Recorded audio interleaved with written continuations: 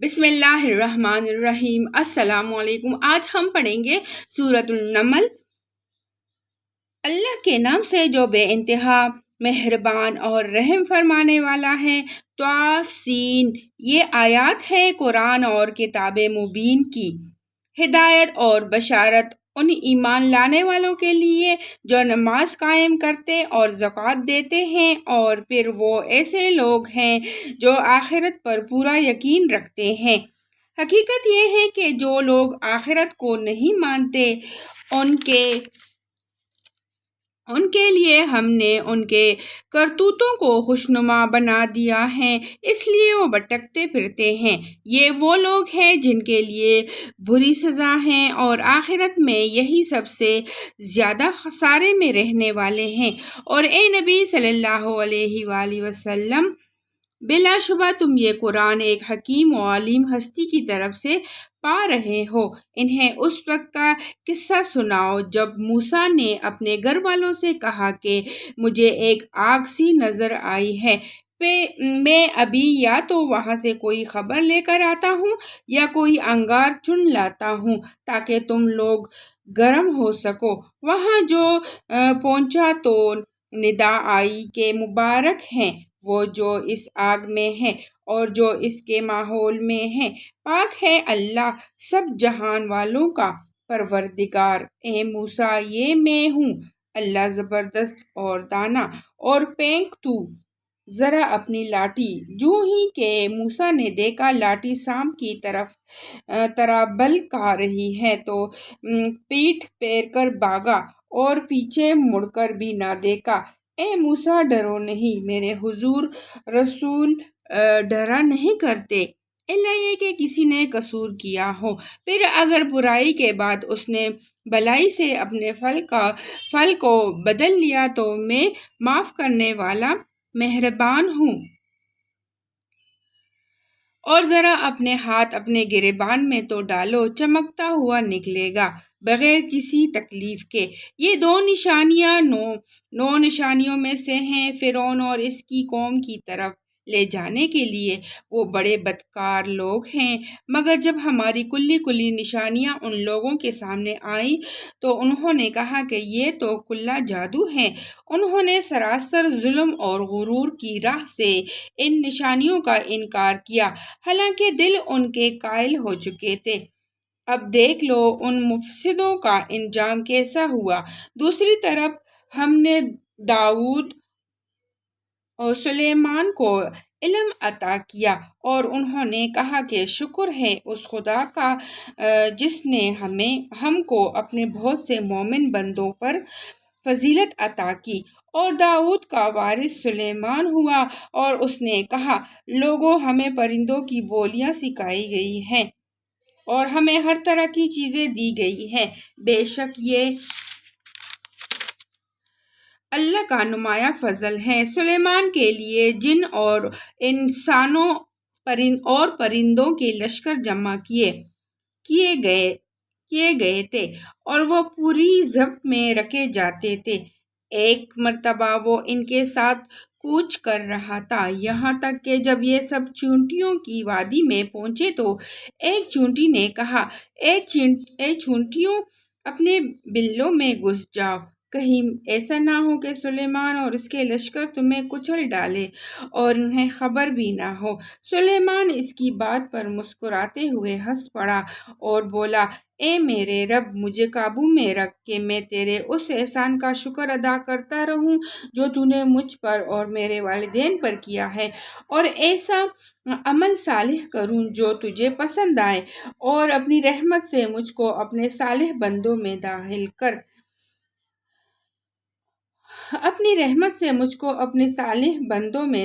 کر۔ ایک اور موقع پر سلیمان نے پرندوں کا جائزہ لیا اور کہا، کیا بات ہے کہ میں فلاں بت کو نہیں دیکھ رہا ہوں، کیا وہ کہیں غائب ہو گیا ہے؟ میں اسے سخت سزا دوں گا یا اسے ذبح کر دوں گا، ورنہ اسے میرے سامنے معقول وجہ پیش کرنی ہوگی۔ کچھ زیادہ دیر نہ گزری تھی کہ اس نے آ کر کہا، میں نے وہ معلومات حاصل کی ہیں جو آپ کے علم میں نہیں ہے۔ میں سبا کے متعلق یقینی اطلاع لے کر آیا ہوں۔ میں نے وہاں ایک عورت دیکھی جو اس قوم کی حکمراں ہے۔ اس کو ہر طرح کا سر و سامان بخشا گیا ہے اور اس کا تخت بڑا عظیم الشان ہے۔ میں نے دیکھا کہ وہ اس کی قوم اللہ کی بجائے سورج کے آگے سجدہ کرتی ہے۔ شیطان نے ان کے اعمال اور ان کے لیے خوشنما بنا دیے اور انہیں شہرہ سے روک دیا۔ اس وجہ سے وہ یہ سیدھا راستہ نہیں پاتے کہ اس خدا کو سجدہ کرے جو آسمانوں اور زمین کی پوشیدہ چیزیں نکالتا ہے۔ وہ سب کچھ جانتا ہے جسے تم لوگ چھپاتے اور ظاہر کرتے ہو، اللہ کے جس کے سوا کوئی مستحق عبادت نہیں، جو عرش عظیم کا مالک ہے۔ سلیمان نے کہا، ابھی ہم دیکھ لیتے ہیں کہ تو نے سچ کہا ہے یا تو جھوٹ بولنے والوں میں سے ہے۔ میرا یہ خط لے جا اور اسے ان لوگوں کی طرف ڈال دے، پھر الگ ہٹ کر دیکھ کہ وہ کیا رد عمل ظاہر کرتے ہیں۔ بلکہ بولی، اے اہل دربار، میری طرف ایک بڑا اہم خط پھینکا گیا ہے۔ وہ سلیمان کی جانب سے ہے اور اللہ رحمان اور رحیم کے نام سے شروع کیا گیا ہے۔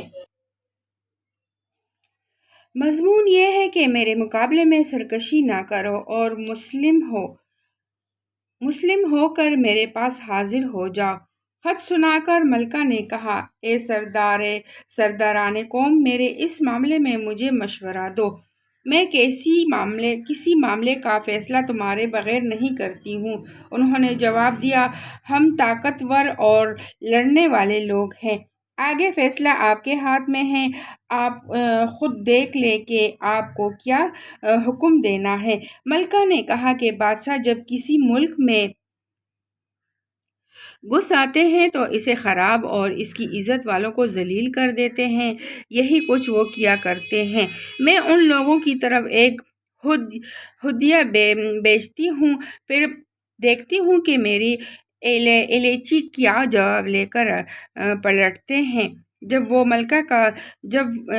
ملکہ کا سفیر سلیمان کے ہاں پہنچا تو اس نے کہا، کیا تم لوگ مال سے میری مدد کرنا چاہتے ہو؟ جو کچھ خدا نے مجھے دے رکھا ہے وہ اس سے بہت زیادہ ہے جو تمہیں دیا ہے۔ تمہارا ہدیہ تو تمہیں کو مبارک رہے۔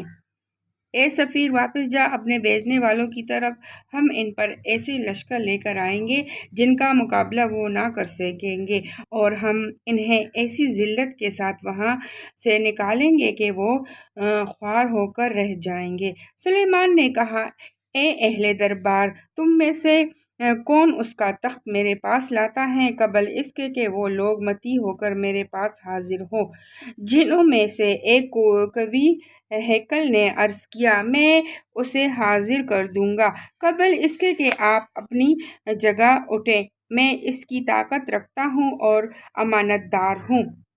جس شخص کے پاس کتاب کا ایک علم تھا وہ بولا، میں آپ کی پلک جھپکنے سے پہلے اسے لائے دیتا ہوں۔ جو ہی کہ سلیمان نے وہ تخت اپنے پاس رکھا ہوا دیکھا، وہ پکار اٹھا، یہ میرے رب کا فضل ہے تاکہ وہ مجھے آزمائے کہ میں شکر کرتا ہوں یا کافر نعمت بن کر جاتا ہوں۔ اور جو کوئی شکر کرتا ہے اس کا شکر اس کے اپنے ہی لیے مفید ہے، ورنہ کوئی ناشکری کرے تو میرا رب بے نیاز اور اپنی ذات میں آپ بزرگ ہے۔ سلیمان نے کہا، انجان طریقے سے اس کا تخت اس کے سامنے رکھ دو، دیکھیں وہ صحیح بات تک پہنچتی ہے یا ان لوگوں میں سے ہے جو راہ راست نہیں پاتے۔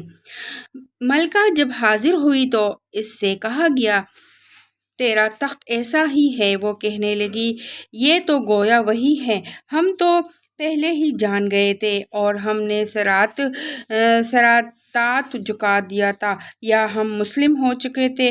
اس کو ایمان لانے سے جس چیز نے روک رکھا تھا وہ ان معبودوں کی عبادت تھی جنہیں وہ اللہ کے سوا پوجتی تھی، کیونکہ وہ ایک کافر قوم سے تھی۔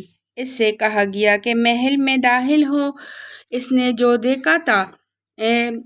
جو دیکھا تو سمجھی کہ پانی کا حوض ہے اور اترنے کے لیے اس نے اپنے پائنچے اٹھا لیے۔ سلیمان نے کہا یہ شیشے کا چکنا فرش ہے۔ اس پر وہ پکار اٹھی، اے میرے رب، آج تک میں اپنے نفس پر بڑا ظلم کرتی رہی اور اب میں نے سلیمان کے ساتھ اللہ رب العالمین کی اطاعت قبول کر لی۔ اور سمود کی طرف ہم نے ان کے بھائی صالح کو یہ پیغام دے کر بھیجا کہ اللہ کی بندگی کرو، تو یکایک وہ متخاصم فریق بن گئے۔ صالح نے کہا، اے میرے قوم کے لوگوں، بھلائی سے پہلے برائی کے لیے کیوں جلدی مچاتے ہو؟ کیوں نہیں اللہ سے مغفرت طلب کرتے، شاید کہ تم پر رحم فرمایا جائے۔ انہوں نے کہا، ہم نے تو تم کو اور تمہارے ساتھیوں کو بدشگونی کا نشان پایا ہے۔ صالح نے جواب دیا، تمہارے نیک اور بدشگونوں کا سر رشتہ تو اللہ کے پاس ہے۔ اصل بات یہ ہے کہ تم لوگوں کی آزمائش ہو رہی ہے۔ اس شہر میں 9 جتے دار تھے جو ملک میں فساد پھیلاتے اور کوئی اصلاح کا کام نہ کرتے تھے۔ انہوں نے آپس میں کہا، خدا کی قسم کھا کر عہد کر لو کہ ہم صالح اور اس کے گھر والوں پر شبہون ماریں گے اور پھر اس کے ولی سے کہہ دیں گے کہ ہم اس کے خاندان کی ہلاکت کے موقع پر موجود نہ تھے۔ ہم بالکل سچ کہتے ہیں۔ یہ چال تو وہ چلے اور پھر ایک چال ہم نے چلی جس کی انہیں خبر نہ تھی۔ اب دیکھ لو کہ ان کی چال کا انجام کیا ہوا۔ ہم نے تباہ کر کے رکھ دیا ان کو اور ان کی پوری قوم کو، ان کے گھر خالی پڑے ہیں۔ اس ظلم کی پاداش میں جو وہ کرتے تھے، اس میں ایک نشان عبرت ہے ان لوگوں کے لیے جو علم رکھتے ہیں، اور بچا لیا ہم نے ان لوگوں کو جو ایمان لائے تھے اور نافرمانی سے پرہیز کرتے تھے۔ اور لوط کو ہم نے بھیجا۔ یاد کرو وہ وقت جب اس نے اپنی قوم سے کہا، کیا تم آنکھوں دیکھتے بدکاری کرتے ہو؟ کیا تمہاری یہی چلن ہے کہ عورتوں کو چھوڑ کر مردوں کے پاس شہود رانی کے لیے جاتے ہو؟ حقیقت یہ ہے کہ تم لوگ سخت جہالت کا کام کرتے ہو۔ مگر اس کی قوم کا جواب اس کے سوا کچھ نہ تھا کہ انہوں نے کہا، نکال دو لوط کے گھر والوں کو اپنی بستی سے، یہ بڑے پاک باز بنتے ہیں۔ آخر کار ہم نے بچا لیا اس کو اور اس کے گھر والوں کو، بجز اس کی بیوی کے جس کا پیچھے رہ جانا ہم نے طے کر دیا تھا۔ اور برسائی ان لوگوں پر ایک برسات، بہت ہی بری برسات تھی، وہ ان لوگوں کے حق میں جو متنبع کیے جا چکے تھے۔ اے نبی صلی اللہ علیہ وآلہ وسلم، کہو، حمد ہے اللہ کے لیے اور سلام اس کے ان بندوں پر جنہیں اس نے برگزیدہ کیا۔ ان سے پوچھو، اللہ بہتر ہے یا وہ معبود جنہیں وہ لوگ اس کا شریک بنا رہے ہیں؟ بھلا وہ کون ہے جس نے آسمانوں اور زمین کو پیدا کیا اور تمہارے لیے آسمان سے پانی برسایا، پھر اس کے ذریعے وہ خوشنما باغ اگائے جن کے درخت کا اگنا تمہارے بس میں نہ تھا؟ کیا اللہ کے ساتھ کوئی دوسرا خدا بھی ان کاموں میں شریک ہے؟ نہیں، بلکہ یہی لوگ راہ راست سے ہٹ کر چلے جا رہے ہیں۔ اور وہ کون ہے جس نے زمین کو جائے قرار بنایا اور اس کے اندر دریا رواں کیے اور اس میں پہاڑوں کے میخیں گاڑ دیے اور پانی کے دو ذخیروں کے درمیان پردے حائل کر دیے۔ کیا اللہ کے ساتھ کوئی اور خدا بھی ان کاموں میں شریک ہے؟ نہیں، بلکہ ان میں سے اکثر لوگ نادان ہیں۔ کون ہے جو بے قرار کی دعا سنتا ہے جبکہ وہ اسے پکارے، اور کون اس کی تکلیف رفع کرتا ہے، اور کون ہے جو تمہیں زمین کا خلیفہ بناتا ہے؟ کیا اللہ کے ساتھ کوئی اور خدا بھی یہ کام کرنے والا ہے؟ تم لوگ کم ہی سوچتے ہو۔ اور وہ کون ہے جو خشکی اور سمندر کی تاریکیوں میں تم کو راستہ دکھاتا ہے، اور کون اپنی رحمت کے آگے ہواؤں کو خوشخبری لے کر بھیجتا ہے؟ کیا اللہ کے ساتھ کوئی دوسرا خدا بھی یہ کام کرتا ہے؟ بہت بالا اور برتر ہے اللہ اس شرک سے جو یہ لوگ کرتے ہیں۔ اور وہ کون ہے جو خلق کے ابتدا کرتا اور پھر اس کا اعادہ کرتا ہے؟ اور کون تم کو آسمان اور زمین سے رزق دیتا ہے؟ کیا اللہ کے ساتھ کوئی اور خدا بھی ان کاموں میں حصے دار ہے؟ کہو کہ لاؤ اپنی دلیل اگر تم سچے ہو۔ ان سے کہو اللہ کے سوا آسمانوں اور زمین میں کوئی غیب کا علم نہیں رکھتا، اور وہ تمہارے معبود تو یہ بھی نہیں جانتے کہ کب وہ اٹھائے جائیں گے، بلکہ آخرت کا تو علم ہی ان لوگوں سے گم ہو گیا ہے، بلکہ یہ اس کی طرف سے شک میں ہیں، بلکہ یہ اس سے اندھے ہیں۔ یہ منکرین کہتے ہیں کیا جب ہم اور ہمارے باپ دادا مٹی ہو چکے ہوں گے تو ہمیں واقعی قبروں سے نکالا جائے گا؟ یہ خبریں ہم کو بھی بہت دی گئی ہیں اور پہلے ہمارے آباء و اجداد کو بھی دی جاتی رہی ہیں، مگر یہ بس افسانے ہی افسانے ہیں جو اگلے وقتوں سے سنتے چلے آ رہے ہیں۔ کہو ذرا زمین میں چل پھر کر دیکھو کہ مجرموں کا کیا انجام ہو چکا ہے۔ اے نبی صلی اللہ علیہ وآلہ وسلم، ان کے حال پر رنج نہ کرو اور نہ ان کی چالوں پر دل تنگ ہو۔ وہ کہتے ہیں کہ یہ دھمکی کب پوری ہوگی اگر تم سچے ہو۔ کہو کیا عجب کہ جس عذاب کے لیے تم جلدی مچا رہے ہو اس کا ایک حصہ تمہارے قریب ہی آ لگا ہو۔ حقیقت یہ ہے کہ تیرا رب تو لوگوں پر بڑا فضل فرمانے والا ہے۔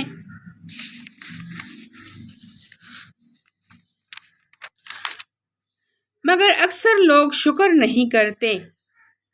بلا شبہ تیرا رب خوب جانتا ہے جو کچھ ان کے سینے اپنے اندر چھپائے ہوئے ہیں اور جو کچھ وہ ظاہر کرتے ہیں۔ آسمان اور زمین کی کوئی پوشیدہ چیز ایسی نہیں ہے جو ایک واضح کتاب میں لکھی ہوئی نہ ہو۔ یہ واقعہ ہے، یہ قرآن بنی اسرائیل کو اکثر ان باتوں کی حقیقت بتاتا ہے جن میں وہ اختلاف رکھتے ہیں، اور یہ ہدایت اور رحمت ہے ایمان لانے والوں کے لیے۔ یقیناً اسی طرح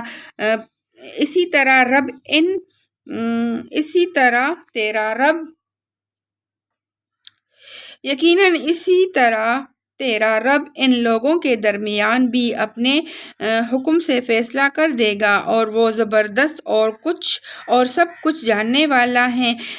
پس اے نبی صلی اللہ علیہ وآلہ وسلم، اللہ پر بھروسہ رکھو، یقیناً تم صریح حق پر ہو۔ تم مردوں کو نہیں سناتے، نہ ان بہروں تک اپنی پکار پہنچا سکتے ہو جو پیٹ پھیر کر بھاگ جا رہے ہوں، اور نہ اندھوں کو راستہ بتا کر بھٹکنے سے بچا سکتے ہو۔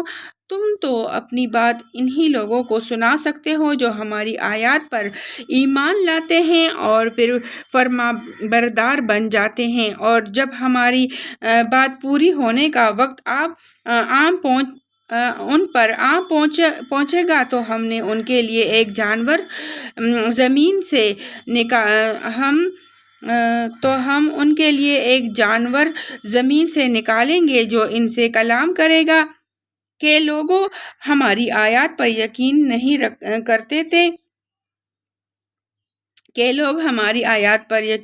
کرتے تھے اور ذرا تصور کرو اس دن کا جب ہم ہر امت میں سے ایک فوج ان لوگوں کے گھیر لائیں گے جو ہماری آیات کو جھٹلایا کرتے تھے، پھر ان کو ان کی اقسام کے لحاظ سے درجہ بدرجہ مرتب کیا جائے گا، یہاں تک کہ جب سب آ جائیں گے تو ان کا رب ان سے پوچھے گا کہ تم نے میری آیات کو جھٹلا دیا حالانکہ تم نے ان کا علمی احاطہ نہ کیا تھا۔ اگر یہ نہیں تو اور کیا تم کر رہے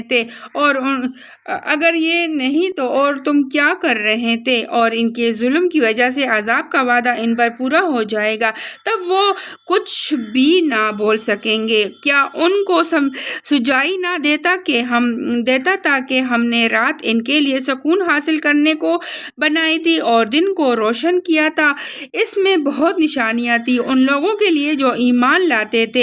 اور کیا گزرے گی اس روز جب کہ سور پھونکا جائے گا اور ہول کھا جائیں گے وہ سب جو آسمانوں اور زمین میں ہیں، سوائے ان لوگوں کے جنہیں اللہ اس ہول سے بچانا چاہے گا، اور سب کان دبائے اس کے حضور حاضر ہو جائیں گے۔ آج تو پہاڑوں کو دیکھتا ہے اور سمجھتا ہے کہ خوب جمے ہوئے ہیں، مگر اس وقت یہ بادلوں کی طرح اڑ رہے ہوں گے۔ یہ اللہ کی قدرت کا کرشمہ ہوگا جس نے ہر چیز کو حکمت کے ساتھ استوار کیا ہے۔ وہ خوب جانتا ہے کہ تم لوگ کیا کرتے ہو۔ جو شخص بھلائی لے کر آئے گا اسے اس سے زیادہ بہتر صلہ ملے گا اور ایسے لوگ اس دن کے ہول سے محفوظ ہوں گے، اور جو برائی لیے ہوئے آئے گا ایسے سب لوگ اونھے منہ آگ میں پھینکے جائیں گے۔ کیا تم لوگ اس کے سوا کوئی اور جزا پا سکتے ہو جیسا کہ وہ ویسا بھرو۔